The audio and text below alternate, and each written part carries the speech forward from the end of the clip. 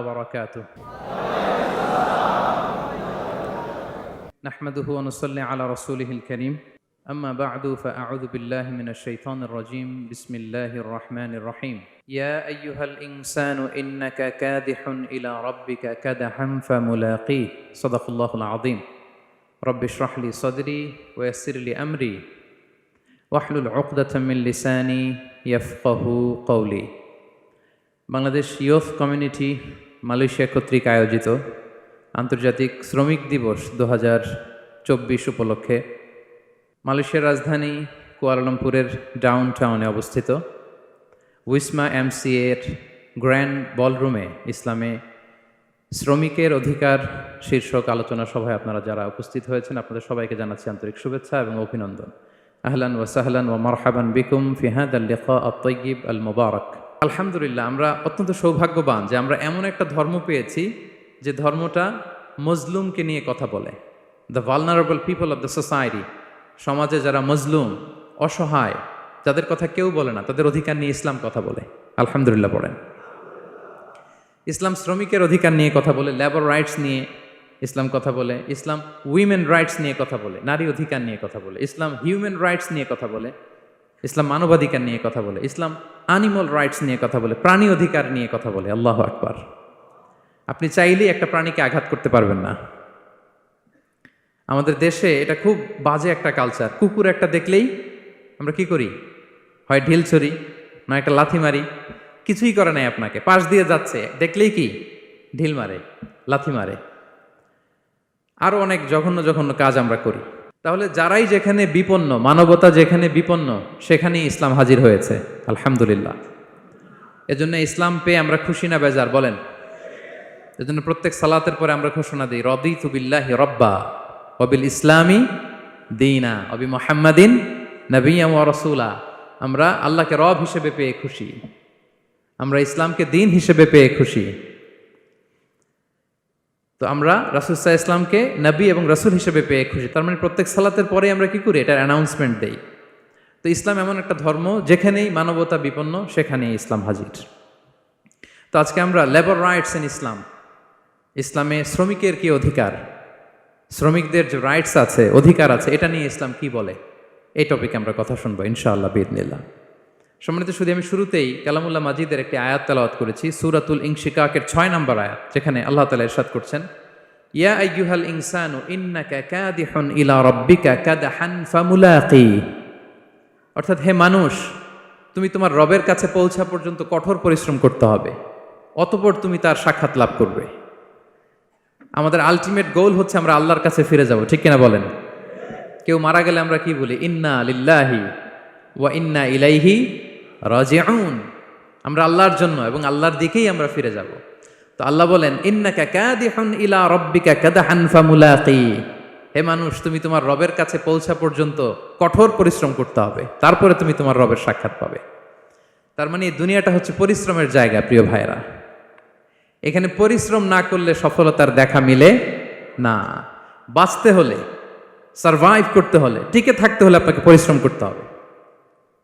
এই পৃথিবীতে কেউ কাউকে জায়গা করে দেয় না, এখানে জায়গা করে নিতে হয়, ঠিক কিনা বলেন? আপনি যদি পরিশ্রম করেন, পরিশ্রমে যে ঘাম ঝরে শরীর থেকে, পরিশ্রমের ঘামে জন্ম নেয় সফলতার বীজ। আপনি যখন হাড় ভাঙা পরিশ্রম করবেন, এই পরিশ্রমে যে লোনা পানি বেরোবে, যে ঘাম বেরোবে, এই ঘামেই জন্ম নেয় সফলতার বীজ। এবং সফলতার কোনো শর্টকাট হয় না প্রিয় ভাইরা।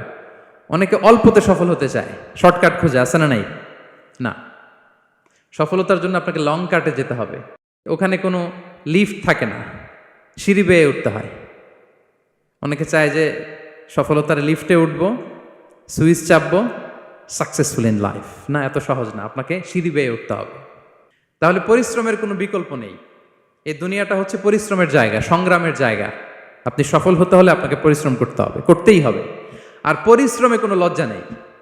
আমি বিভিন্ন আমার আলোচনায় বলি, কাজে লজ্জা নেই। কিসে লজ্জা নেই? আওয়াজ করে বলুন সবাই। কাজে লজ্জা নেই। লজ্জা হচ্ছে অলসতায়, লজ্জা হচ্ছে হাত পাতায়, লজ্জা হচ্ছে অকর্মণ্যতায়। কাজে লজ্জা আছে? লজ্জা কিসে বলেন সবাই? লজ্জা হচ্ছে অলসতায়, অকর্মণ্যতায়। যারা কাজ না করে ফুটানি মারে ওইটাতে লজ্জা। অনেকে আছে ফুটানি মারে, আছে না নাই? কাজ করে না, সব ফুটানি, এই ফুটানিতে লজ্জা, কিন্তু পরিশ্রমে কোনো লজ্জা নেই। এজন্য আল্লাহ তাআলা বললেন, ইয়া আইয়ুহাল ইনসান ইন্নাকা কাদিহুন ইলা রাব্বিকা কাদহান ফামুলাকি। হে মানুষ, তোমার রবের কাছে পৌঁছা পর্যন্ত তোমাকে পরিশ্রম করতে হবে, হাড় ভাঙা পরিশ্রম করে আমার কাছে আসতে হবে, তবেই সফলতা মিলবে। অন্য আয়াতে আল্লাহ তাআলা বলছেন, লাকাদ খালাকনাল ইনসানা ফি কাবাদ। নিশ্চয়ই মানুষকে আমি কষ্ট এবং পরিশ্রম নির্ভর করে তৈরি করেছি। এই পৃথিবীতে টিকে থাকতে হলে তাকে পরিশ্রম করতে হয়, কষ্ট করতে হয়। এবং দুনিয়ার এই সাইকেলটা যদি দেখেন, দিন এবং রাতের যে সাইকেল, রাতকে আল্লাহ বানিয়েছেন ঘুমের জন্য, রেস্ট নেওয়ার জন্য, বিশ্রামের জন্য, আর দিনকে আল্লাহ বানিয়েছেন কর্মচঞ্চল করে, কাজের জন্য। দিনের মধ্যে কর্মস্পৃহা আছে। আল্লাহ তাআলা সূরা নাবাতে বলছেন, ওয়াজআলনান নাহারা মাআশা। আমি দিনকে বানিয়েছি কর্মচঞ্চল, দিনে আপনি কাজ করবেন, হাড় ভাঙা পরিশ্রম করবেন, তবেই সফলতা ধরা দিবে, ঠিক কিনা বলেন? তাহলে প্রথমে আমরা জানলাম এই পৃথিবীতে পরিশ্রম করতেই হবে, পরিশ্রমের কোনো বিকল্প নেই।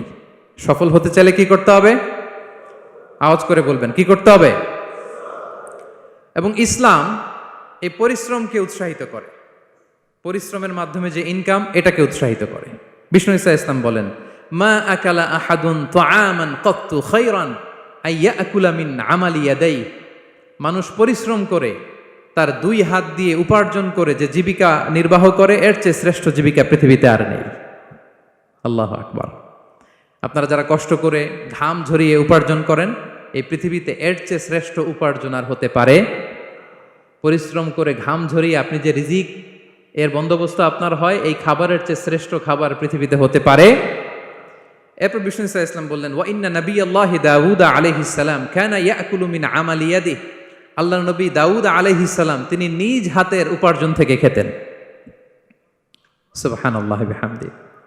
তিনি আর্মর বানাতেন, যুদ্ধাস্ত্র, তিনি বর্ম বানাতেন, নিজ হাতে বর্ম বানিয়ে, যুদ্ধাস্ত্র বানিয়ে বিক্রি করে সেটা দিয়ে জীবিকা নির্বাহ করতেন। আল্লাহু আকবার। তাহলে পরিশ্রমের কোনো বিকল্প নেই। শ্রমের মাধ্যমে যে উপার্জন, এটা শ্রেষ্ঠ উপার্জন। তাই শ্রমজীবী যারা আছেন, মনক্ষুণ্ণ হবেন না, মন ছোট করবেন না। You are the super hero, you are the super hero, you are the remittance fighter of our country. এজন্য রাস্তা দিয়ে যখন হাঁটবেন, বুক ফুলিয়ে হাঁটবেন, আর বস্তা ভরে টাকা নিয়ে দেশে ফিরবেন, ঠিক কিনা বলেন? বুক ফুলিয়ে হাঁটতে হবে। এজন্য আমি আমার প্রিয় মাতৃভূমি বাংলাদেশের গভর্নমেন্টকে অনুরোধ করবো, আমাদের শ্রমজীবী ভাইদের যাতে সুবিধা হয় এই ব্যবস্থা আপনাদের করতে হবে। বিনীত অনুরোধ রাখবো। শ্রম মন্ত্রণালয়ে যারা দায়িত্বে আছেন, স্পেশালি তাদেরকে রিকোয়েস্ট করবো, আমাদের শ্রমজীবী ভাইদের যেন কোনো কষ্ট না হয়, কারণ তাদের পাঠানো রেমিটেন্সে সচল থাকে আমার দেশের অর্থনীতির চাকা। তারা ভালো থাকলে ভালো থাকবে বাংলাদেশ। ভেরি সিম্পল, ঠিক কিনা বলেন? আমার যে ভাইটা পরিচ্ছন্নতা কর্মী, রাস্তা ক্লিন করে, এয়ারপোর্টে ওয়াশরুম ক্লিন করে, একজন পরিচ্ছন্নতা কর্মী, তারও 20 থেকে 30,000 টাকা বাংলাদেশে ঢোকে প্রতি মাসে। আপনি চিন্তা করতে পারেন? হ্যাঁ, 6টা মাস যদি রেমিটেন্স বন্ধ হয়, শ্রীলঙ্কার চেয়েও খারাপ অবস্থায় বাংলাদেশে চলে যাবে। Just only 6 months. ভয়ঙ্কর অবস্থা হবে বাংলাদেশের। এটা আল্লাহর পক্ষ থেকে একটা স্পেশাল রাহমা, মার্সি এন্ড ব্লেসিংস, যে আমাদের রিজিকের তাগিদায় সারা বিশ্বে যে কাজ করতে হয়, আমরা কাজ করি আর দেশে টাকা পাঠাই, আর সচল থাকে আমার দেশের অর্থনীতির চাকা। আলহামদুলিল্লাহ পড়েন। সো বাংলাদেশের গভর্নমেন্টকে আমি বিনীত অনুরোধ জানাবো, শ্রম মন্ত্রণালয়কে অনুরোধ জানাবো, এয়ারপোর্ট অথরিটিকে অনুরোধ জানাবো, আমার শ্রমজীবী ভাইদের সাথে ভালো আচরণ করুন, তাদের সাথে কোঅপারেট করুন। বিশেষ করে যতগুলো দূতাবাস আছে সারা বিশ্বে, বাংলাদেশের যে মিশনগুলো, দূতাবাসগুলো, আমার শ্রমজীবী ভাইদের যে কোনো কাজকে অগ্রাধিকার ভিত্তিতে আপনারা সার্ভিস দিন। এটা দিতেই হবে, ঠিক কিনা বলেন? তারা ভালো থাকলে ভালো থাকবে বাংলাদেশ। তো এই জন্য শ্রমের কোনো বিকল্প নাই। নিজ হাতে উপার্জিত অর্থ, নিজ হাতে উপার্জিত কামাই, এটা শ্রেষ্ঠ কামাই। তো আলহামদুলিল্লাহ আজকের অডিয়েন্সের মধ্যে শ্রমজীবী ভাইয়েরা বেশি। আলহামদুলিল্লাহ পড়েন। এটা আমাদের সৌভাগ্য। এই যে বাংলাদেশে এখন চাকরি নাই, চাকরির বাজার মন্দা, মাস্টার্স পাশ করে বেকার টোটো কোম্পানির ম্যানেজার, এরকম আছে না নাই? তার বিপরীতে আল্লাহ তাআলা আপনাদেরকে মালয়েশিয়া নিয়ে আসছে। প্রতি মাসে আপনি টাকা পাঠান, আলহামদুলিল্লাহ। আপনি বাংলাদেশের যে উন্নয়ন, বাংলাদেশের যে ডেভেলপমেন্ট, এই যে স্মার্ট বাংলাদেশ বলে বলে মন্ত্রীরা মুখে ফেনা তুলে ফেলে এটার গর্বিত অংশীদার আপনি, ঠিক কিনা বলেন? আপনি গর্বিত অংশীদার। You are the contributor, you are the real contributor. আপনার অবদানে বাংলাদেশ আজকে সচল, আলহামদুলিল্লাহ। সো মন ছোট করার কোনো সুযোগ নেই। নিজ হাতে উপার্জিত কামাই এটা পৃথিবীর শ্রেষ্ঠ কামাই, আলহামদুলিল্লাহ। পরিশ্রমের মাধ্যমে যে উপার্জন, এটাকে ইসলাম আমাদেরকে উৎসাহিত করে। শুধু নামাজ, রোজা, জিকির এগুলো নিয়ে ইসলাম আমাদেরকে পড়ে থাকতে বলেনি। কোরআনিক অর্ডার হচ্ছে আপনার নামাজ শেষ, আপনি বেরিয়ে পড়বেন, কাজে বেরিয়ে যাবেন। ফাইদা কুদিয়াতিস সালাতু ফান্তাশিরু ফিল আরদি ওয়াবতাগু মিন ফাদলিল্লাহ। বিধানটা কার বলুন? আওয়াজ করে বলুন, বিধানটা কার? এটা কোরআনিক ভার্ডিক্ট, কোরআনের বিধান। নামাজ শেষ, গোল হয়ে বসে জিকির করতে বলা নাই আল্লাহ। আল্লাহ বলেছে ফান্তাশিরু ফিল আরদ ওয়াবতাগু মিন ফাদলিল্লাহ, জমিনে ছড়িয়ে পড়ো, আল্লাহ রিজিক তালাশ করো। নামাজ শেষ, বেরিয়ে যাবেন। কৃষক চলে যাবে মাঠে, শ্রমজীবী চলে যাবে ফ্যাক্টরিতে, শিক্ষকরা চলে যাবে তাদের শিক্ষা প্রতিষ্ঠানে, কর্পোরেট ওয়ার্ল্ডের লোকেরা চলে যাবে তাদের প্রতিষ্ঠানে। ডেভেলপমেন্ট করতে হবে, সিভিলাইজেশন করতে হবে। নামাজের পরে গোল হয়ে বসে থাকা চলবে না। কি ব্যালেন্স দেখেছেন ইসলাম? আজান হয়েছে তো মসজিদে আসো, নামাজ শেষ বেরিয়ে পড়ো, আলহামদুলিল্লাহ। কি ভারসাম্যপূর্ণ ইসলাম। ফাইদা কুদিয়াতিস সালাতু ফান্তাশিরু ফিল আরদ, যখন সালাত শেষ জমিনে ছড়িয়ে পড়ো, আল্লাহ রিজিক অন্বেষণ করো। তাহলে শুধু নামাজ রোজার মধ্যে ইসলাম নয়, আপনাকে কর্মঠ হইতে হবে, পরিশ্রম করতে হবে, হাড় ভাঙা পরিশ্রম। বিশ্বনবী সাল্লাল্লাহু আলাইহি ওয়াসাল্লাম অত্যন্ত পরিশ্রমী ছিলেন।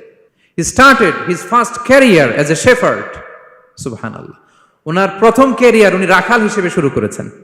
রাখালরা যে কাজ করে, অর্থাৎ মরুভূমিতে ভেড়া, মহিষ, ভেড়া, ছাগল, তারপর বকরি, দুম্বা, এই চরানোর কাজগুলো দিয়ে বিষ্ণু সাল্লাল্লাহু আলাইহি ওয়াসাল্লাম তার ক্যারিয়ার শুরু করেছেন অ্যাজ এ শেফার্ড। বিষ্ণু সাল্লাল্লাহু আলাইহি ওয়াসাল্লাম বলেন, সহিহ বুখারীর বর্ণনা, মা বাআসাল্লাহু নাবিয়্যান ইল্লা রাআল গানাম।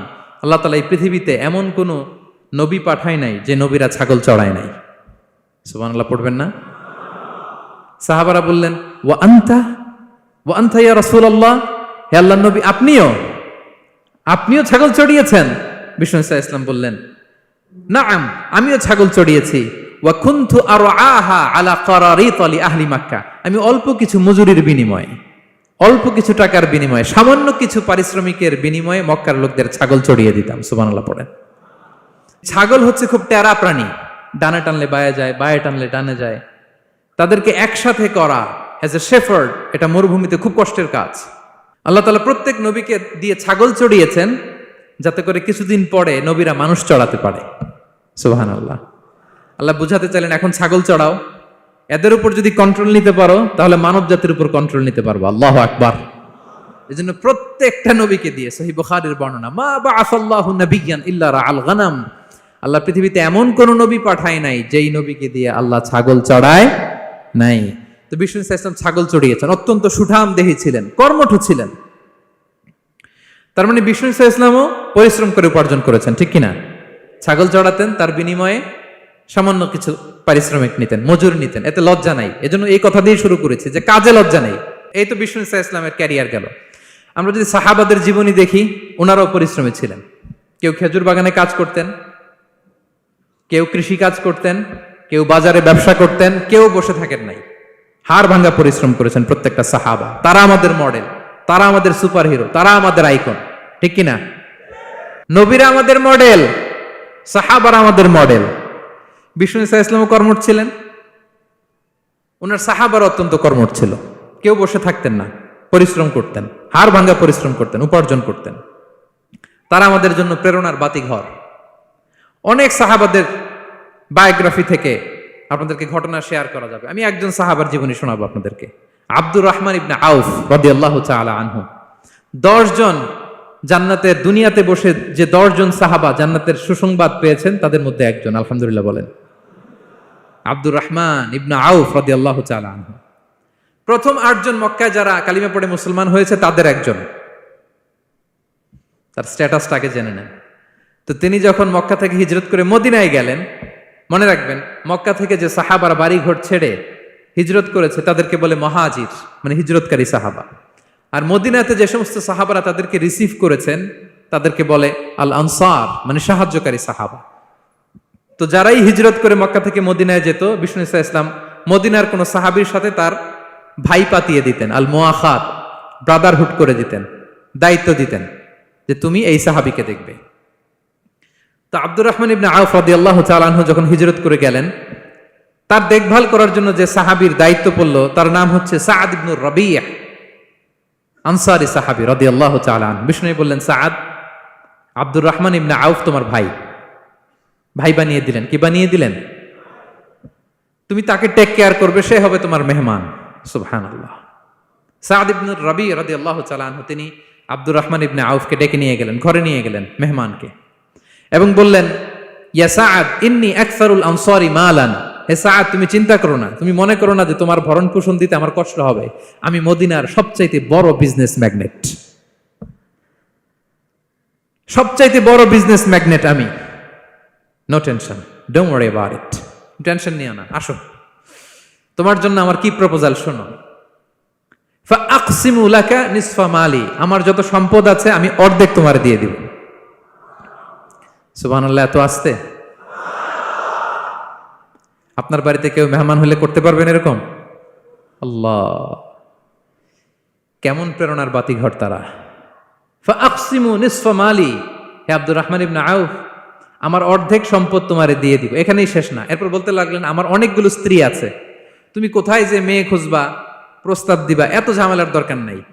আমার কোন স্ত্রীকে তোমার ভালো লাগে বলো, তার যদি তোমাকে ভালো লাগে তাহলে প্রয়োজনে তাকে আমি ডিভোর্স দিয়ে দিব, তাকে নিয়ে তুমি সুখের সংসার করবা। আল্লাহু আকবার, আল্লাহু আকবার। অর্ধেক সম্পদ দিয়ে দিব, আমার একাধিক স্ত্রী আছে, কাউকে যদি তোমার পছন্দ হয় এবং সেও যদি তোমাকে পছন্দ করে, প্রয়োজনে তাকে ডিভোর্স দিব, new life, new career, just go on. আমরা এই সুযোগ পেলে কি করতাম? সাথে সাথে অর্ধেক সম্পদ নিয়ে নিতাম, ঠিক কিনা? আব্দুর রহমান ইবনে আউফ প্রেরণার বাতিঘর, উনি কি করলেন? উনি বললেন, লা হাজাতা লি ফি যালিক। আমার ভাই, তুমি যে বলছো, এ সাআদ ইবনুর রবি, তুমি যে এত চমৎকার প্রপোজাল দিয়েছো, এতেই আমি খুশি, তোমার কোনো কিছুর আমার দরকার নাই। বারাকাল্লাহু লাকা ফি আহলিকা ওয়া মালিক, আল্লাহ তোমার সম্পদেও বরকত দেখ, আল্লাহ তোমার পরিবারেও বরকত দেখ। তবে একটা কষ্ট করতে হবে, সেটা কি? আব্দুর রহমান ইবনে আউফ বললেন, দুল্লানি ইলা সুক, just show me the way to market. মদিনার বাজারটা কোথায় এটা একটু দেখায় দাও। আমি নতুন মানুষ, পথঘাট চিনি না। দুল্লানি ইলা সুক, just show me the way to market of Medina. মদিনার বাজারটা কোন রাস্তা একটু দেখায় দাও। আল্লাহু আকবার।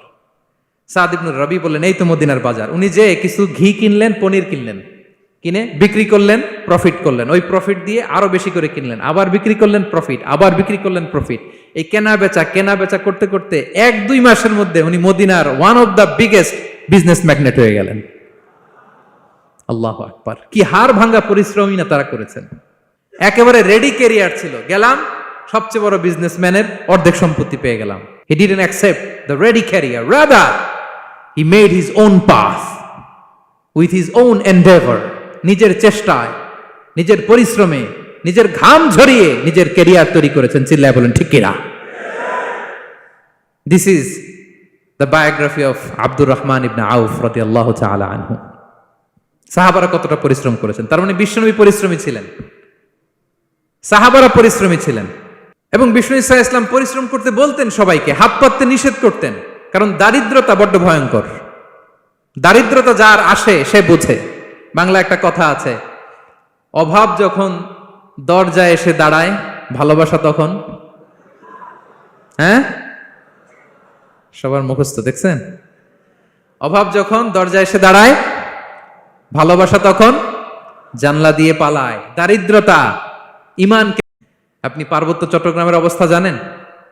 আমাদের বাংলাদেশের পাহাড়ি এলাকার অবস্থা জানেন? ওখানে আমাদের গরিব মুসলিম ভাইদেরকে সামান্য কিছু টাকা পয়সা দিয়ে ওদেরকে খ্রিস্টান বানিয়ে ফেলতেছে মিশনারিগুলো। এই খবর তো আমরা রাখি না। দারিদ্রতা বড্ড ভয়ঙ্কর। এজন্য বিষ্ণু ইসা ইসলাম দারিদ্রতা থেকে আল্লাহর কাছে পানাহ চাইতেন। তিনি বলতেন, আল্লাহুম্মা ইন্নী আউযু বিকা মিনাল ফাকরি ওয়াল কিল্লাতি ওয়াদ-দিল্লাহ। ও আল্লাহ, I seek refuge with you from poverty, from insufficiency and humiliation. ও আল্লাহ, আমি তোমার কাছে দারিদ্রতা থেকে পানাহ চাই। ও আল্লাহ, আমি তোমার কাছে স্বল্পতা থেকে পানাহ চাই। ও আল্লাহ, আমি তোমার কাছে লাঞ্ছনা থেকে পানাহ চাই। পড়েন আমিন। এই দোয়াটা বেশি বেশি পড়বেন, আল্লাহুম্মা ইন্নী আউযু বিকা মিনাল ফাকরি ওয়াল কিল্লাতি ওয়াদ দিল্লা। হে আল্লাহ, আমি দারিদ্রতা থেকে পানাহ চাই। আল্লাহ, স্বল্পতা থেকে পানাহ চাই। আল্লাহ, লাঞ্ছনা থেকে পানাহ চাই। সবাই পড়ুন আমিন। বিষ্ণু ইসা ইসলাম যে দোয়াগুলো শিখিয়েছেন এগুলো হচ্ছে very precise in wording but comprehensive in meaning. শব্দে খুব ছোট, কিন্তু অর্থ মানুষের হৃদয়ে এটার আবেদন অনেক ব্যাপক, অনেক বেশি। আপনি সারাদিন মিলিয়েও দোয়ার মধ্যে এত সুন্দর প্রার্থনা বাক্য তৈরি করতে পারবেন না, কিন্তু বিষ্ণু ইসা ইসলাম এক বাক্যে যেটা চেয়েছেন গোটা দুনিয়াটা এর ভেতরে ঢুকে গিয়েছে। আল্লাহুম্মা ইন্নী আউযু বিকা মিনাল ফাকরি ওয়াল কিল্লাতি ওয়াদ দিল্লা। আল্লাহ, দারিদ্রতা থেকে পানাহ চাই। বিষ্ণু ইসা ইসলাম নিজে স্বয়ং দারিদ্রতা থেকে পানাহ চাইতেন। তাহলে দারিদ্রতার সাথে আমাদের কোনো সম্পর্ক? আমরা পরিশ্রম করব, আমরা কাজ করে খাবো, কাজে কোনো লজ্জা নেই, লজ্জা অলসতায়। চিল্লায় বলেন ঠিক কিনা? এবং বিষ্ণু ইসা ইসলামের কাছে কেউ যদি হাত পাততো, যদি দেখতেন তার কাজ করার যোগ্যতা আছে, বিষ্ণু ইসা ইসলাম ভিক্ষা দিতেন না, কাজে উৎসাহিত করতেন, ভিক্ষাবৃত্তিকে অনুৎসাহিত করতেন। এক যুবক এসে হাত পাতলো, বিষ্ণু ইসা ইসলাম আর কিছু দেন। নই বললেন, তুমি তো শক্ত সামর্থ্য মানুষ, বাসায় কি আছে বলো? সে বলে, আমার বাড়িতে একটা পানি খাওয়ার জগ আছে আর একটা চাদর আছে। বিষ্ণু ইসা ইসলাম বললেন, নিয়ে আস। সে নিয়ে আস। এবার বিষ্ণু ইসা ইসলাম চাদর আর জগ দুইটা নিয়ে সাহাবাদেরকে বললেন, মাইয়াশতারি হাযাইন, কে কিনবে? অকশন চিনেন? অকশন, অকশনে কি করে? নিলামে দাম তোলে না? তো রাসূল সাল্লাল্লাহু আলাইহি ওয়াসাল্লাম তার চাদর আর জগটা নিলামে তুললেন। এই কে কিনবে? মাইয়াশতারি হাযাইন, মাইয়াশতারি হাযাইন। একজন বলল, ফাকাল রাজুল আনা আখিযুহুমা বিদিরহাম, ইয়া রাসূলুল্লাহ, আমি 1 দিরহামে কিনবো। কয় দিরহাম? বিষ্ণু বললেন, 1 দিরহাম, 1 দিরহাম, 1 দিরহাম। মানে এর চেয়ে কেউ বাড়াবে কিনা? মাইয়াজিদু আলা যালিক, এর চেয়ে বাড়ায় দিবা কে? আরেক সাহাবী বলল, ইয়া রাসূলুল্লাহ, আমি 2 দিরহামে কিনবো। 2 দিরহাম, 2 দিরহাম, 2 দিরহাম, আর বাড়ে না। বিষ্ণু সাল্লাল্লাহু আলাইহি ওয়াসাল্লাম তার কাছে 2 দিরহাম দিয়ে বিক্রি করে দিলেন। 2 দিরহাম নিয়ে যুবককে বললেন, নাও, এই 1 দিরহাম দিয়ে কিছু খাবার কিনে তোমার ফ্যামিলিকে দিয়ে আস, আরেক দিরহাম দিয়ে একটা কুঠার কিনে নিয়ে আস। তো যুবক কুঠার কিনে আনলো। ফাওয়াদা লাহু আর রাসূল সাল্লাল্লাহু আলাইহি ওয়াসাল্লাম ইয়াদান, রাসূল সাল্লাল্লাহু আলাইহি ওয়াসাল্লাম নিজ হাতে ওই কুঠারের একটা হাতল লাগাই দিলেন কাঠের। কারণ শুধু কুঠার দিয়ে তো হবে না, একটা হাতল থাকতে হবে না? বিষ্ণু সাল্লাল্লাহু আলাইহি ওয়াসাল্লাম ওনার মোবারক হাতে, বরকতময় হাতে ওই কুঠারে একটা হাতল লাগাই দিলেন। এবার বললেন, যাও, 1 দিরহাম দিয়ে কুঠার, আরেক দিরহাম দিয়ে খাবার কিনে আনো। এই কুঠার দিয়ে জঙ্গলে যে কাঠ কেটে লাকড়ি বেচে জীবিকা নির্বাহ করো। সামনের 15 দিন আমার সামনে যেন তোমার ঘুরঘুর করতে না দেখি। এ বেচারা গেল, 1 দিরহাম দিয়ে ফ্যামিলিতে খাবার দিল, আর লাকড়ি নিয়ে কাঠ কাটতে না কাটতে কয়েকদিনের ব্যবধানে ও 10 দিরহাম কামাই ফেলছে। আস্তে আস্তে আস্তে আস্তে সে স্বাবলম্বী হয়ে গেল। এরপর একবার বিষ্ণু ইসা ইসলামের কাছে আসছে। বিষ্ণু ইসা ইসলাম তারে বলে, মানুষের কাছে হাত পাতার চেয়ে, দুয়ারে দুয়ারে ভিক্ষা করার চেয়ে তোমার মতো এরকম কাঠ কেটে, জঙ্গলে কাঠ কেটে বাজারে বিক্রি করা অনেক ভালো। আল্লাহু আকবার। এই হচ্ছে বিষ্ণু ইসা ইসলামের ক্যারেক্টারিস্টিক্স। তিনি ভিক্ষাবৃত্তিকে অনুৎসাহিত করতেন। এই যে গল্পটা, what is the moral of the story? কি শিখলাম? 1 নম্বর যেটা শিখলাম, তিনি কাজ করে খেতে উৎসাহিত করেছেন। চাইলেই বিষ্ণু ইসা ইসলাম ওই 2টা জিনিস বিক্রি করে 2 দিরহাম দিয়ে বলতে পারতেন, যাও 2 দিরহাম দিয়ে খাবার কিনো।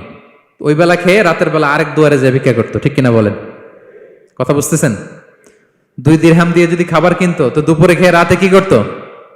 আবার হাত পাততো। সেটা করে নাই, কাজ করে খেতে উৎসাহিত করেছেন এবং স্থায়ী সমাধান করে দিয়েছেন। কারণ কাজ কাজই, কাজে কোনো ছোট বড় নাই। আছে? কাজে কোনো ছোট বড় আছে না।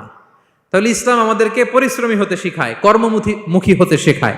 ইসলাম কতটা কর্মমুখী ধর্ম দেখেন। বিষ্ণু ইসলাম বলেন, ইন কামাতিস সাআ ওয়া ফি ইয়াদি আহাদিকুম ফাসিলা, কেউ যদি দেখে কিয়ামত হয়ে যাচ্ছে, কি হয়ে যাচ্ছে? সবাই বলুন। কেউ যদি দেখে কিয়ামত হয়ে যাচ্ছে আর তার হাতে একটা চারা বীজ আছে, গাছের চারা। কি আছে? গাছের চারা। সে গাছের চারা রোপণ করতে গেছিল, ওদিকে যায় দেখে কিয়ামত শুরু হয়ে গেছে। বিষ্ণু বলেন, ফাইন ইসতাতাআ আন লা তাকুমা হাত্তা ইয়াগরিসাহা ফালইয়াগরিসহা, সে যদি পারে কিয়ামত হওয়ার আগেই ওটা রোপণ করে দিতে, সেজন্য তাড়াতাড়ি করে রোপণ করে দেয়। আল্লাহু আকবার। ইসলাম কতটা কর্মমুখী ধর্ম। কিয়ামত শুরু হয়েছে, বিষ্ণু বলেন তার উপর কিয়ামত আসার আগে সে যদি চান্স পায়, চারা বীজটা যেন রোপণ করে দেয়। আর আমরা এখন আখিরুজ্জামান, দাজ্জাল আসবে, কিয়ামত হয়ে যাবে, 2025 সালেই হবে, এগুলো বলে কাজকর্ম সব বন্ধ করে দিচ্ছে। এরকম ডাকাইতে আছে না নাই? হ্যাঁ বলেন, আছে না নাই? তা আখিরুজ্জামান কি আপনারা এটা শিখায়, এই লেসন শিখায়? আখিরুজ জামান আসবে, দাজ্জাল আসবে, তো আপনার সমস্যা কি? দাজ্জাল আসবে দেখেই তো আপনাকে বিজনেস করে এমন টাকা কামাইতে হবে যাতে করে দাজ্জাল আসলে আমি আমার অর্থ দিয়ে মুজাহিদিন ভাইদেরকে সহায়তা করতে পারি। দাজ্জাল আসবে তো আপনার প্রবলেম কি? আপনার বডি বিল্ডিং করতে হবে, আপনার ফ্যামিলিকে তারবিয়া দিতে হবে, আপনার সোসাইটিকে সমৃদ্ধ করতে হবে, আপনাকে সভ্যতার কারিগর হইতে হবে। আপনার সব কাজ আপনি আরো বাড়াই দিবেন দাজ্জালের প্রশ্ন আসলে। এখন দাজ্জাল আসবে, 25 সালেই আসবে, 26 সালেই কিয়ামত হবে। কি হবে ক্যারিয়ার দিয়ে? আর কি হবে ব্যবসা করে? এরকম আছে না নাই? এরকম করা যাবে? বিশ্বনবী কি বললেন? কিয়ামত হইতেছে, তুমি দেখতেছো চাক্ষুষ বিলা আয়ান, দেখতেছো কিয়ামত হইতেছে, আর তুমি গাছ লাগাইতে গেছিলা। যদি সুযোগ হয় কিয়ামত হওয়ার আগে আগে কি করো? গাছ লাগাও। সুবহানাল্লাহ পড়বেন না? প্রিয় ভাইয়েরা, আমরা যেন পরিশ্রমী হই, আমরা যেন কর্মঠ হই, আমরা যেন অলস না হই। বিষ্ণু ইসলাম অলসতা থেকে আল্লাহর কাছে পানাহ চাইতেন। আল্লাহ আমাদেরকে বোঝার তৌফিক দান করুক, আমরা পড়ি আমিন।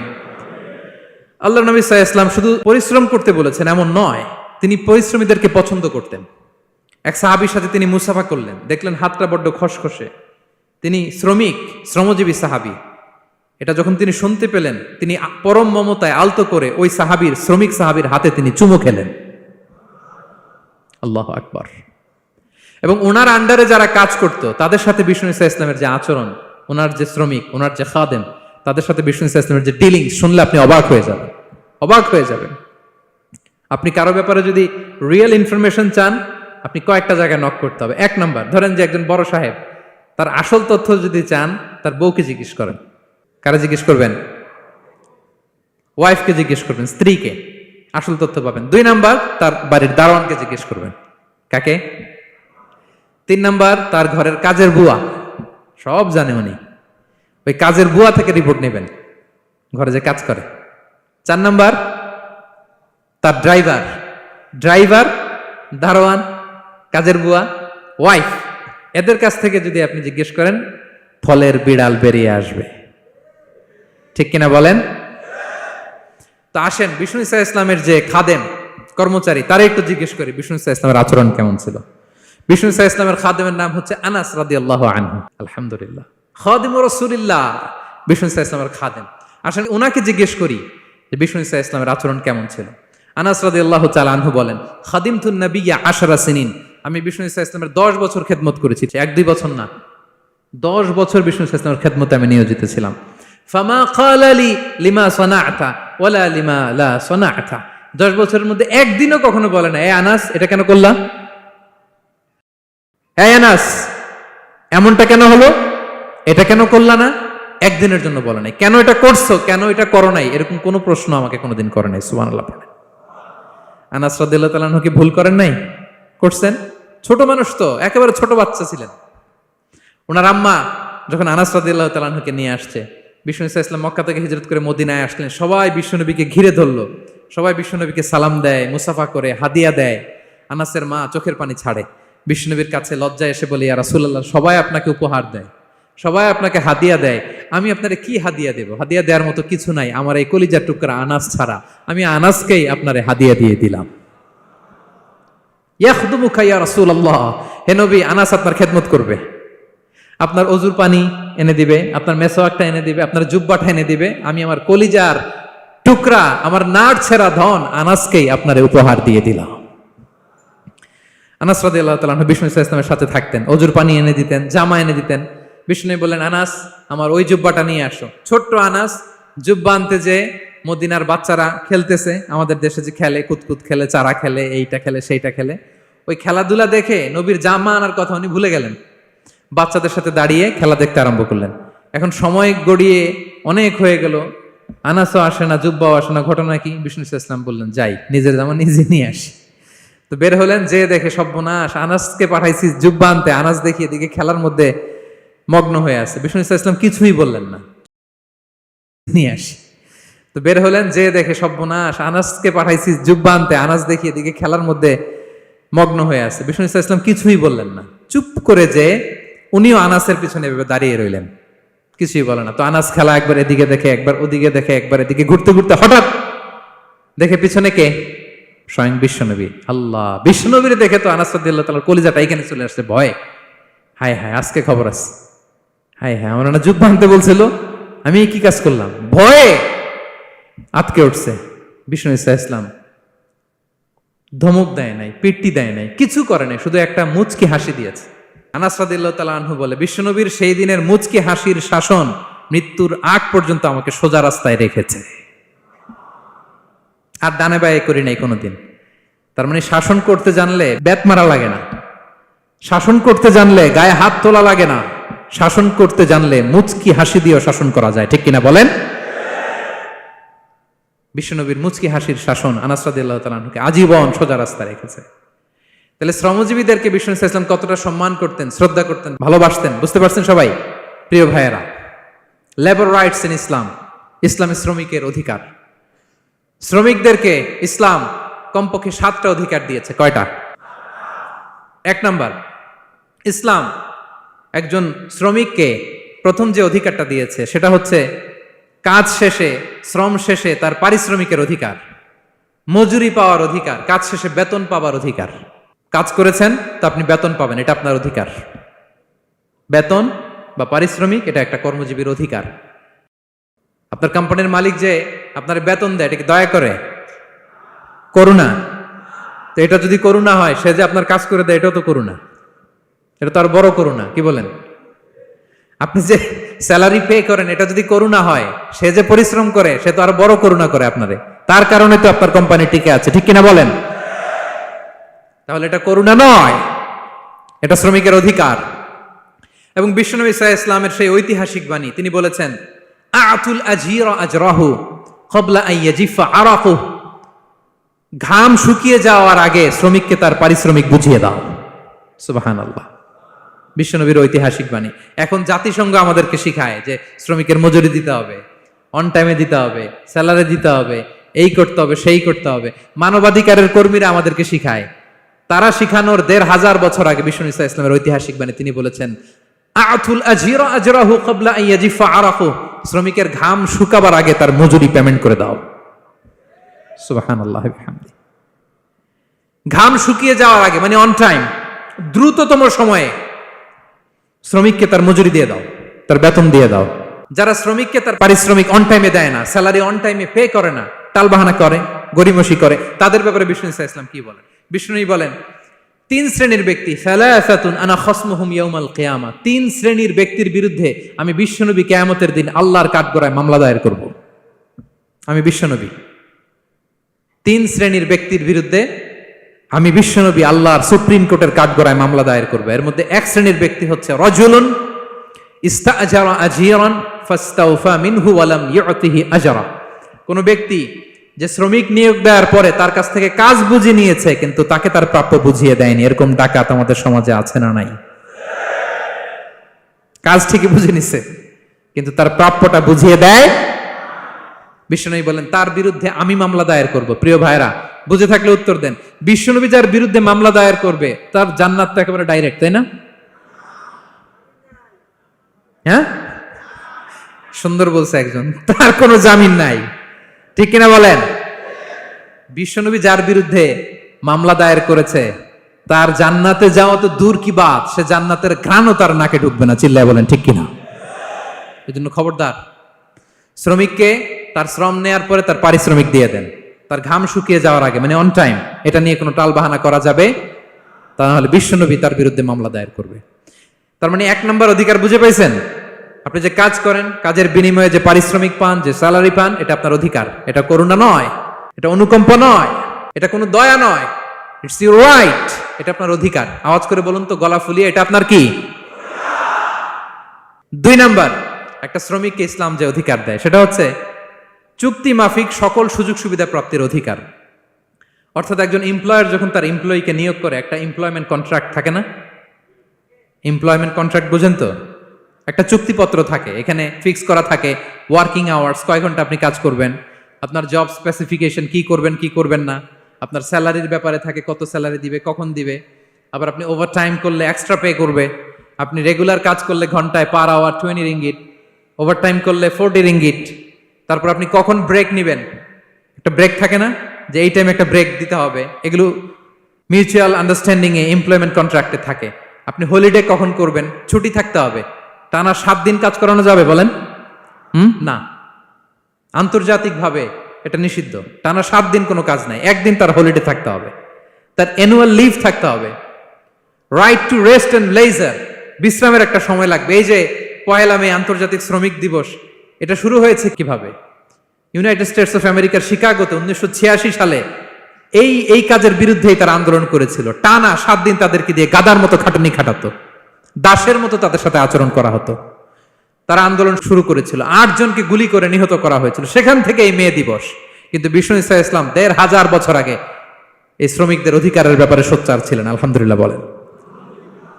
তাহলে right to rest and leisure, UDHR, universal declaration for human rights, এগুলো সব নির্ধারিত আছে। তার মানে একজন শ্রমিকের 2 নম্বর অধিকার হচ্ছে চুক্তি অনুযায়ী সকল সুযোগ সুবিধা প্রাপ্তির অধিকার। আপনার চুক্তি করছেন, আপনি এটা এটা দিবেন, কিন্তু কাজের পরে আপনি ফ্যাসিলিটি দিচ্ছেন না, এটা করা যাবে? বলেন, করা যাবে? আল্লাহর কোরআন কি বলছে শুনুন। আল্লাহর কোরআন বলে, ইয়া আইয়ুহাল্লাযীনা আমানু আউফু বিল উকুদ, O you who believe fulfill your contract, ও বিশ্বাসীরা তোমরা তোমাদের চুক্তি পূর্ণ করো।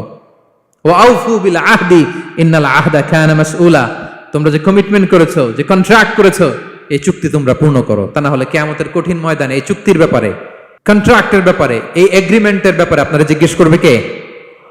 তাহলে যা চুক্তি করেছেন সুযোগ সুবিধা, তাই আপনাকে দিতে হবে। মালিক ভাইয়েরা মনে থাকবে তো নাকি? এগ্রিমেন্টে যা যা বলেছেন, যা যা লিখে সিগনেচার করেছেন, তাই আপনাকে দিতে হবে। আদেশটা কার? সবাই বলুন। আপনি মন চাইলে হায়ার করবেন, এরপরের দিন ফায়ার করবেন, এরকম করা যাবে? হ্যাঁ, চাইলে হায়ার ফায়ার, মন যা চায় তা করবেন, এটা করা চলবে না। তাহলে 2টা অধিকার গেল। 3 নম্বর, একজন শ্রমিককে ইসলাম যে অধিকার দিয়েছে সেটা হচ্ছে সুন্দর আচরণ পাবার অধিকার। তিনি আপনার ফ্যাক্টরির ওয়ার্কার, আপনার স্টাফ, এজন্য যা মনে চায় তা আচরণ করবেন, দাসের মতো আচরণ করবেন। এটা করা যাবে? আওয়াজ করে বলেন, করা যাবে? বিষ্ণু ঈসা ইসলাম ইন্তেকালের আগে পুরা উম্মাকে 2টা বিষয় ওসিয়ত করেছেন। আওয়াজ করে বলুন তো কয়টা? 1 নম্বর হচ্ছে নামাজ। 1 নম্বর কি? আসসালাত, আসসালাত। রুহু বের হওয়ার আগে, ইন্তেকালের আগে বিষ্ণু বলেন আসসালাত, আসসালাত, নামাজ, নামাজ। উম্মতেরা নামাজের ব্যাপারে সতর্ক হও। 2 নম্বর তিনি বলেছেন ওয়ামা মালাকাত আইমানুকুম, তোমাদের অধীনস্থ যারা আছে তাদের ব্যাপারে সচেষ্ট হও, তাদের প্রতি সদয় হও, তাদের সাথে খারাপ আচরণ করো না। এটা কখন বলছেন? জুমার খুতবার সময়, সাহাবীদের সাথে গল্প করার সময়, বিবিদের সাথে আলোচনার সময়। কখন? Just right before his death. এখনই রুহু বেরোবে, ইন্তেকালের আগে তিনি বলেছেন উম্মতেরা আসসালাত, নামাজ, উম্মতেরা ওমা মালাকাত আইমানুকুম, তোমাদের কর্মচারীদের সাথে খারাপ আচরণ করো না। তাহলে 3 নম্বর হচ্ছে শ্রমিকদের সুন্দর আচরণ পাবার অধিকার, তাদের সাথে খারাপ আচরণ করা যাবে না। বিষ্ণু ঈসা ইসলাম শ্রমিকদের রাইটস, অধিকারের ব্যাপারে এতটা সোচ্চার ছিলেন, বিদায় হজের মতো, বিদায় হজের যে বাণী, যে ভাষণ, এই ঐতিহাসিক ভাষণেও বাদ যায়নি শ্রমজীবীদের কথা। সুবহানাল্লাহ পড়েন। বিদায় হজের ভাষণে বিষ্ণুনবী বলেছেন আরিকাকুম, আরিকাকুম আতইমুহুম মিম্মা তাকুলুন ওয়াকসুহুম মিম্মা তালবাসুন। খবরদার ও আমার উম্মতেরা, এই ভাষণের পরে আর বড় কোনো ভাষণ আমার পক্ষ থেকে তোমরা পাবে না। তোমাদের কর্মজীবী, তোমাদের শ্রমিক, তোমাদের ওয়ার্কার, তোমাদের স্টাফদের ব্যাপারে সাবধান থাকো। তোমরা যা খাবে তাদেরও তা খাওয়াবে, তোমরা যা পড়বে তাদেরও তা পড়তে দিবে, তাদের প্রতি তোমরা সদয় হবে। বিদায় হজের বাণী তো বিষ্ণু ঈসা ইসলাম আপনাদের কথা ভুলে নাই। আলহামদুলিল্লাহ পড়েন। কি রহমতের নবী ছিলেন, কি মায়ার নবী ছিলেন। শ্রমজীবীদেরকে বিষ্ণু ঈসা ইসলাম এতটা ভালোবাসতেন। তাহলে 3 নম্বর যে অধিকার ইসলাম একজন শ্রমিককে দেয় সেটা হচ্ছে সুন্দর আচরণ পাবার অধিকার। দেখবেন যে মালিক বা যে এমপ্লয়ার ভালো আচরণ করে, সব শ্রমিককে তাকে ভালোবাসে, তার জন্য দোয়া করে। আপনি মালিক হয়ে অসুস্থ, দেখবেন আপনার ওয়ার্কার গুলো জায়নামাজ বিছিয়ে সেজদায় পরে আপনার জন্য কাঁদে। এরকম আছে না নাই? মালিক হলে তো এরকম মালিক হইতে হবে, এমপ্লয়ার হলে তো এরকম হওয়া চাই, ঠিক কিনা বলেন? তাহলে আমরা শ্রমজীবীদের সাথে ভালো আচরণ করব, পারা যাবে তো ইনশাআল্লাহ? ইনশাআল্লাহ। 4 নাম্বার, কর্মক্ষেত্রে নিরাপত্তার অধিকার। শ্রমজীবী ভাইদের যে ওয়ার্ক প্লেস আছে সেখানে তাদের নিরাপত্তা থাকতে হবে, সেফটি মেজারমেন্ট থাকতে হবে। অনেক জায়গায় দেখি আয়রন ফ্যাক্টরিগুলোতে যারা কাজ করে, আল্লাহু আকবার, আপনারা ভিডিও ক্লিপসে দেখবেন যে কি ভয়ঙ্কর সেখানকার অবস্থা। ডিহাইড্রেশন, এক একজন অসুস্থ হয়ে যায়। সেখানে তাদের পর্যাপ্ত পানির ব্যবস্থা নাই, এটা নাই সেটা নাই। এমন এমন ফ্যাক্টরিতে আমাদের অনেক ভাইরা কাজ করে, কেমিক্যাল ফ্যাক্টরি, মাস্কও নাই। এরকম ডাকাইতে আছে না নাই? কেমিক্যাল ফ্যাক্টরিতে যারা কাজ করবে এদেরকে মাস্ক দিতে হবে, এদেরকে হ্যান্ড গ্লাভস দিতে হবে। নির্মাণ শ্রমিক যারা আছে তাদেরকে হেলমেট দিতে হবে। প্রত্যেকটা ফ্যাক্টরিতে ফায়ার এক্সটিংগুইশার লাগবে, আগুন লাগলে অগ্নি নির্বাপক যে যন্ত্র, এগুলোর দরকার আছে না নাই বলেন? গাদার মতো ঢোকার জায়গা নাই, বেরোয়ার জায়গা নাই, সেফ এন্ট্রি নাই, সেফ এক্সিট নাই, হাজার হাজার মানুষ কাজ করে, আগুন লাগলে সব পুড়ে ছাই। এরকম হয় না? প্রিয় ভাইরা বলেন, আওয়াজ করে বলেন, হয় না এরকম? অহরহ আমরা দেখি বাংলাদেশে অগ্নি নির্বাপক যন্ত্র নাই, না, এটা করা যাবে না। আগুন লাগলে কিভাবে আপনি আগুন নেভাবেন, কিভাবে তাদের সেফটি সিকিউরিটি এনশিওর করবেন, এগুলো সব আগে থেকে নির্ধারণ থাকতে হবে। তাহলে 4 নাম্বার হচ্ছে নিরাপত্তা অ্যাজ এ এমপ্লয়ার, এটা আপনাকে এনশিওর করতে হবে। 5 নাম্বারে সাধ্যের বাইরে কোনো কাজে বাধ্য না করার অধিকার। সাধ্যের বাইরে কিছু আপনি তার উপর চাপিয়ে দিতে পারবেন, এমন হেভি ওয়ার্কলোড দিতে পারবেন না যেটা তার শরীরে কুলায় না। এরকম ডাকাইত আছে যে পারে না, তারপরে তার উপর কাজ চাপিয়ে দেয়, আছে না নাই বলেন? বলেন। ওয়ার্কারের স্বাস্থ্যহানি হয়, অঙ্গহানি হয়, এবং এমন ছোট ছোট বাচ্চাদের দিয়ে কাজ করায়, শিশু শ্রম, এটা তো আইনত দণ্ডনীয় অপরাধ, এটা করা যাবে না। এগ্রিমেন্টে, চুক্তিতে আপনি যা করাবেন, যেভাবে করাবেন, যা চান সার্ভিস, ওইটাই করাইতে হবে। এবং আল্লাহর বিধান এটা, লা ইউকাল্লিফুল্লাহু নাফসান ইল্লা উসআহা, আল্লাহ সাধ্যের বাইরে বান্দার উপরও কোনো কিছু চাপিয়ে দেয় না। এটা samely applicable to the worker. Bishnu Islam বলেন, ওয়ালা ইউকাল্লাফু মিনাল আমালি ইল্লা মা ইউতিক, সাধ্যের বাইরে কোনো ওয়ার্কারকে অতিরিক্ত কোনো কাজ চাপিয়ে দেয়া যাবে না। ফাইন কাল্লাফাহু, যদি তাকে সাধ্যের বাইরে কোনো কাজ চাপিয়ে দিতে হয়, মা ইয়াগলিবুহু, যেটা তার জন্য কষ্ট হয়ে যায়, ফাল ইউইনহু আলাই, এই কাজে তাকে সাহায্য করতে হবে। মালিক হয়ে আপনার হাত লাগাতে হবে, অথবা এক্সট্রা ম্যান পাওয়ার নিতে হবে, ওয়ার্ক ফোর্স নিতে হবে। সুবহানাল্লাহ পড়েন। বিশ্বনবী মনে হচ্ছে যেন বর্তমান যে এই যে হাজার হাজার ফ্যাক্টরি, এই কলকারখানা, এই ওয়ার্কারদের দুর্দশাগুলো দেখে দেখে পয়েন্টে পয়েন্টে ধরে ধরে কথা বলেছেন। আল্লাহু আকবার।